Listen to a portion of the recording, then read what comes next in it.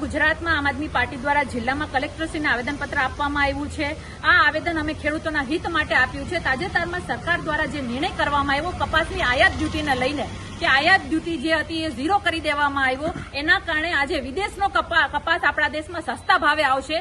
એના કારણે આપણા દેશમાં જે ખેડૂત કપાસનું ઉત્પાદન કરે છે, જેને આશા છે કે અમારા કપાસનો ભાવ વધારે મળશે, એ લોકોનો ભાવ આજે તળિયામાં બેસી જશે। એટલે આ જે ચિંતા છે ખેડૂતોને લઈને બહુ મોટો ચિંતાનો વિષય ભાજપ સરકાર દ્વારા કરવામાં આવ્યો છે। અમે એનો વિરોધ કરીએ છીએ કે અમારે વિદેશી કપાસની જરૂર નથી, એ પણ વિદેશથી મંગાવેલા સસ્તા કપાસની તો બિલકુલ જરૂર નથી, કારણ કે આપણા દેશમાં વર્ષોનું સર્વે કહે છે કે ઉત્પાદન અને જરૂરિયાત બંને સરખા છે, તો આપણે આયાત કરવાની જરૂર નથી। શા માટે ભાજપ સરકાર આવું કરે છે? માત્ર મોટા મોટા ભાષણો કરી, લાલ કિલ્લા ઉપરથી ખેડૂતોની અને પશુપાલકો માટેના સંવેદનાઓના ભાષણો કરી અને પીઠ પાછળ વાર કરવાનું ભાજપ સરકાર કરે છે, ત્યારે આમ આદમી પાર્ટી એનો વિરોધ કરી રહી છે અને આ નિયમને ખતમ કરવા માટેની અમે માંગ કરીએ છીએ। નહીં કરવામાં આવે તો ઉગ્ર વિરોધ કરવામાં આવશે, ઉગ્ર આંદોલન કરવામાં આવશે અને ગાંધી ચિંધ્યા માર્ગે અમે ખેડૂત હિત માટે અવાજ ઉઠાવતા રહીશું। અને સાથે સાથે જ્યારે ઘેડ પંથકની વાત કરવામાં આવે ત્યારે હું એક વાત વિશેષ એ પણ મૂકવા માંગુ છું કે આ ઘેડના ગામડાઓ પાણીમાં દર વખતે ડૂબે છે।